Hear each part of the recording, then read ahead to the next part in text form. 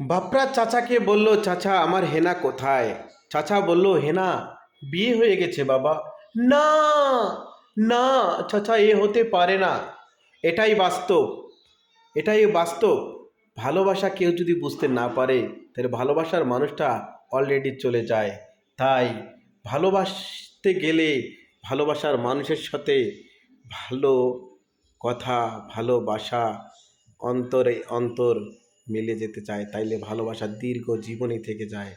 তাই আমরা চলে আসুন, আমরা সবাইকে ভালোবাসি, আর এই বাপরাজ আর হেনার মতন থেকে চাই। প্রেমের সমাধি ভেঙে মনের শিকল চিরে পাখি যায় উড়ে যায়, শুধু স্মৃতি রেখে যায়। এটাই বাস্তব।